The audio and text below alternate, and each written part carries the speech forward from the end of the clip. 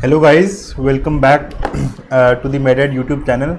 So today in this short lecture, in the next 15-20 minutes, we are going to see few important images from the section of radiology, right? So guys, let us begin with the first images. So these are the few images which are very frequently coming in your exams, right? So let us have a look at these three images. So in the first image guys, we can see that there is fusion of the lower pole of both the kidneys. So when the lower pole of both the kidneys are fused, this is a horseshoe kidney, right?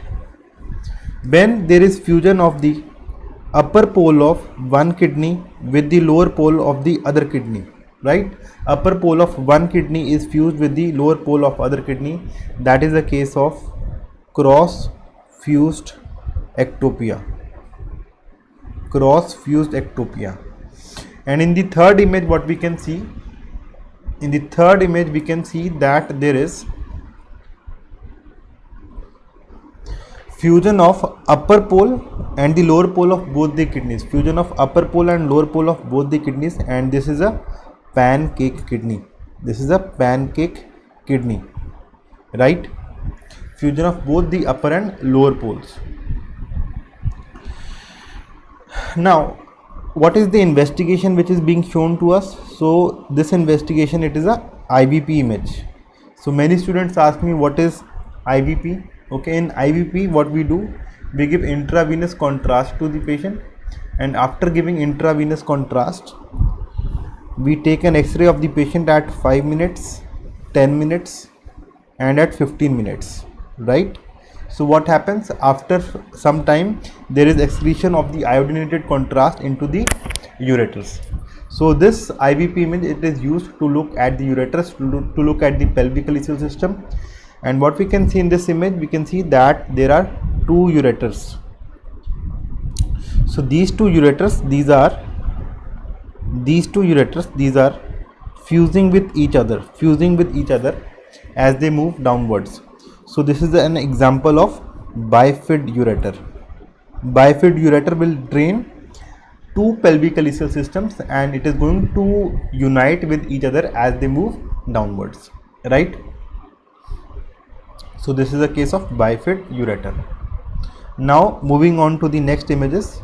So what we can see in this image guys, what we can see in the first image, we can see that there is gross dilatation of the pelvic calyceal system. And with poor opacification of the ureters. Is seen, right? So this gross dilatation of the pelvic calyceal system with normal appearing ureters. So this is the case of PUJ obstruction. And in the second image, we can see that there is a bouquet of flower appearance, right? Bouquet of flower appearance. So can you tell me, where will you see this appearance, bouquet of flower appearance? So bouquet of flower appearance will be seen in medullary nephrocalcinosis. So moving on to the other images of the IVP. So let us have a look at each image. So in the first image, what we can see, that the ureter is J-shaped ureter. So this J-shaped ureter, this is seen in a patient with retrocaval ureter. In the second IVP image, what we can see is that the distal end of the ureters is dilated. And this is giving an adder head appearance. So this adder head appearance of the ureters, this is seen in a patient with uretrocele. And in the third image, which is the investigation which is being shown to us, this is a micturating cystourethrogram, and we can see that the posterior urethra, it is taking a keyhole shaped appearance. Keyhole shaped appearance is seen of the posterior urethra, and this is seen in patient with posterior urethric valve, right? Now talking about few shapes of the bladder. So in the first image we can see that the bladder is taking a Christmas tree appearance, and this Christmas tree appearance of the bladder, this is seen in a patient with neurogenic bladder. And in the second image we can see that the shape of the bladder is pear shaped bladder, right? So this pear shaped bladder, this will be seen in a patient with few important differentials: pelvic lipoma, pelvic hematoma, or it can also be seen in pear shaped bladder, right? Now few important tumors of the kidney. So in the first image we can see that there is a lesion that is seen within the left kidney, and this lesion, this is having a central scar appearance, a central scar sign can be seen, and this is seen in a patient with renal oncocytoma. And in the second image we can see that there is a lesion which is involving the left kidney, and along with that you can see that there are fat attenuation areas within the kidney. So these fat attenuation areas within the kidney, this is suggestive of a tumor which is having fat within it, and it is a case of renal angiomyolipoma.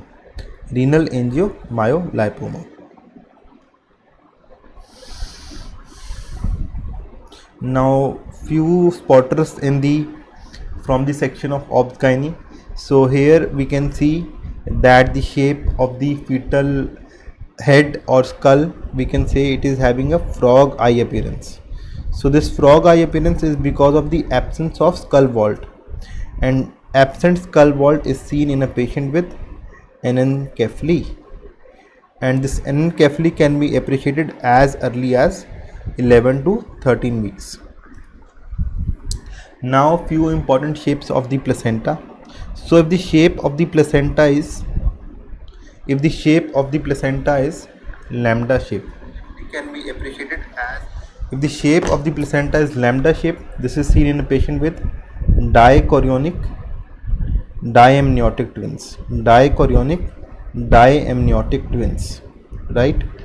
And if the shape of the placenta, okay, it is taking a T-shaped, that is seen in patient with monochorionic type of placenta.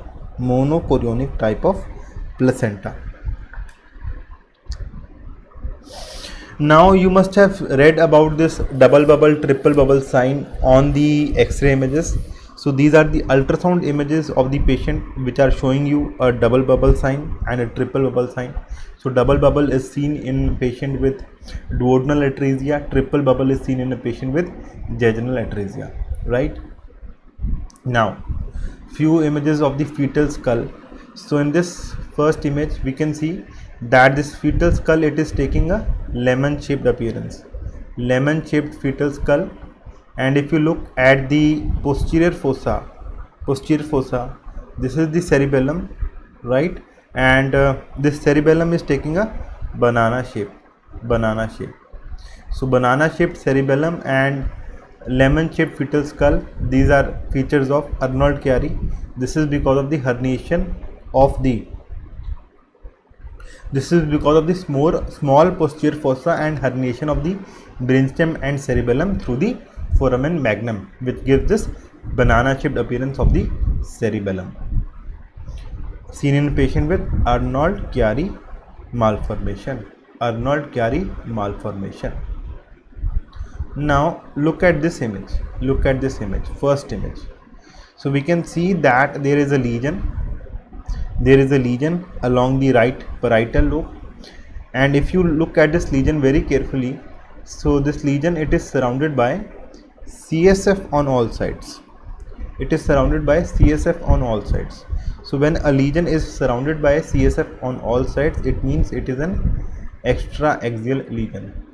And which is the most common extraaxial lesion or one of the most common tumors of the brain? That is the case of meningioma. Meningioma is the most common tumor of the brain.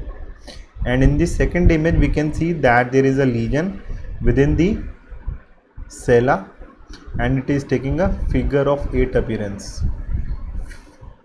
Figure of 8 appearance is seen in a patient with pituitary macroadenoma. Pituitary macroadenoma. And as far as macroadenoma are concerned, these are tumors which are more than 10 mm in diameter, and if a tumor is less than 10 mm, that will be a case of microadenoma, right?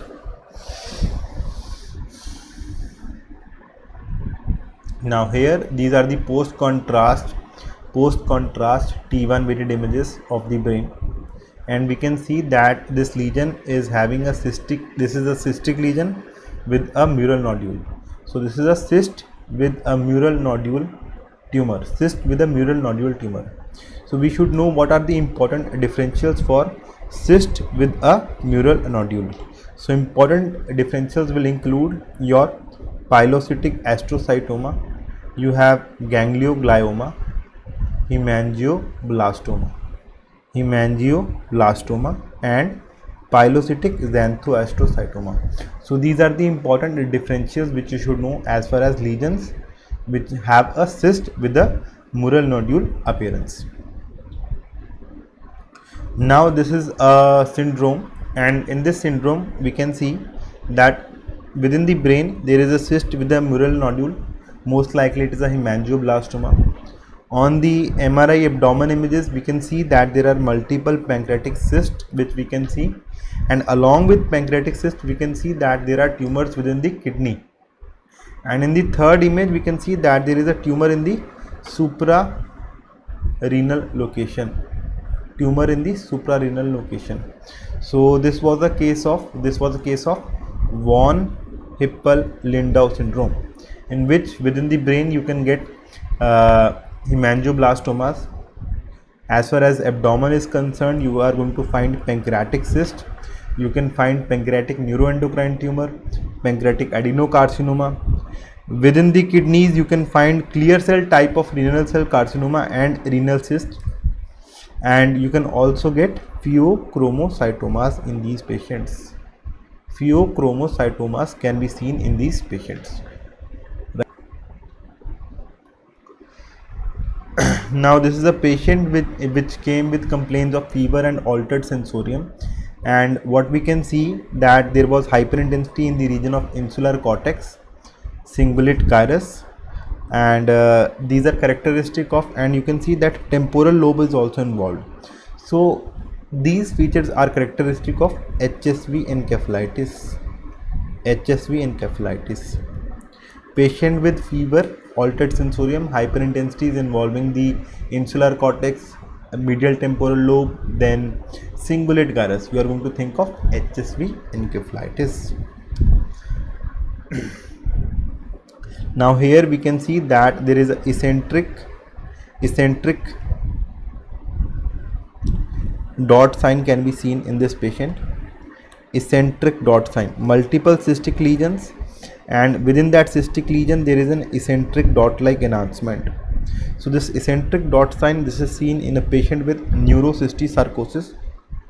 In the second image we can see that there is calcification along the ventricles. Calcification can be seen along the ventricles. So this periventricular calcification, this is seen in a patient with CMV encephalitis, right? And in the third image we can see that there is a hummingbird appearance. This is seen in a patient with progressive supranuclear palsy.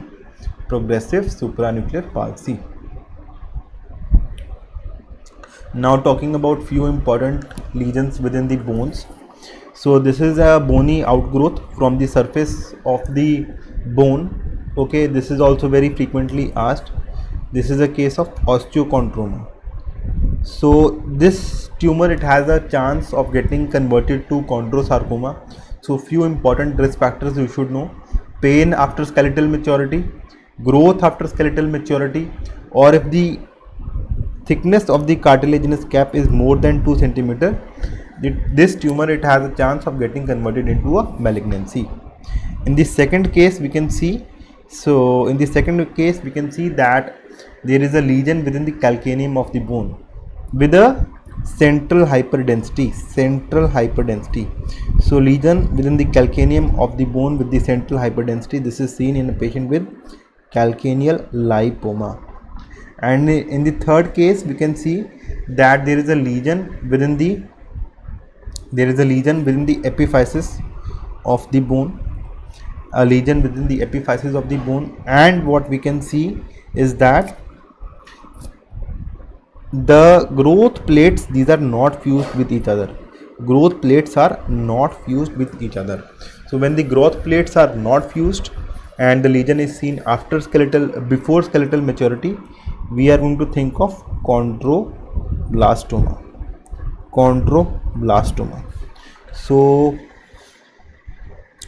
So there is a lesion in the epiphysis, the growth plates are not fused, right? If we see a similar lesion in which the growth plates were fused, what we are going to think of? We are going to think of giant cell tumor. So two tumors which are found within the epiphysis can be remembered with the mnemonic ECG. So where E is epiphysis, C for chondroblastoma, D for giant cell tumor. So few important appearances of the vertebrae. So this is an inferior beaking seen in patient with Hurler syndrome. Central beaking seen in patient with Mori-Coe syndrome. And this is the bone within bone appearance of the vertebra seen in a patient with osteopetrosis. So this patient can have history of diabetes mellitus neurosyphilis. What we can see that there is destruction of the toes, right, and it is giving a licked candy stick appearance. The foot is giving a licked candy stick appearance, and this licked candy stick appearance, this is seen in a patient with neuropathic joints, right? Now in the second image, what we can see? In the second image, we can see that there is destruction of the first metatarsophalangeal joint. So what is the pathology which is going to involve this? You can see that there are rat bite erosions. Rat bite erosions can be seen. So this is seen in a patient with gouty arthritis, right? So few important destructions within the vertebra, right? So in the first image, we can see that one pedicle is absent.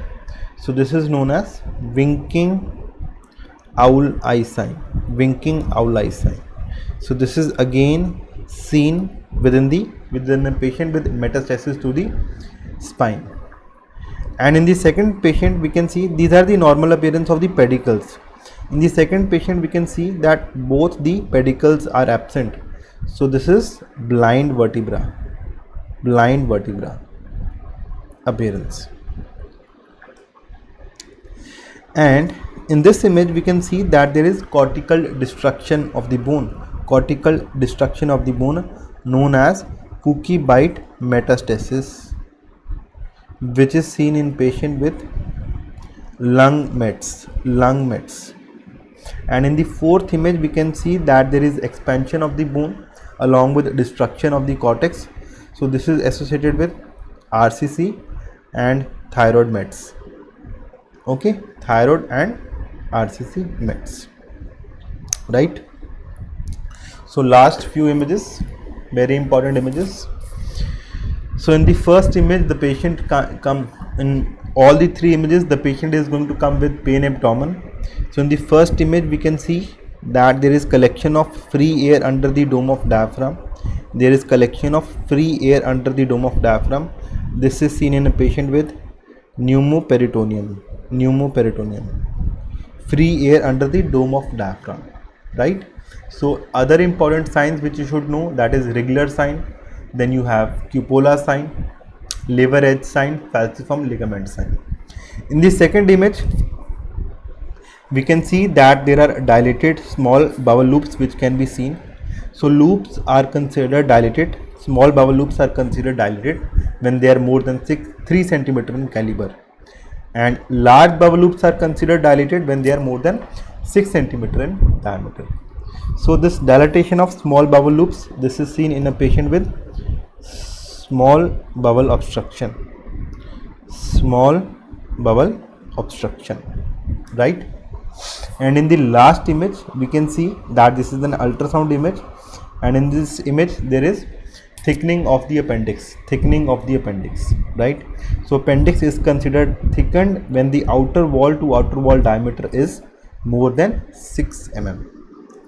So when appendix is thickened, we are going to consider it as a case of acute appendicitis, right? So I hope this was a small high yield session.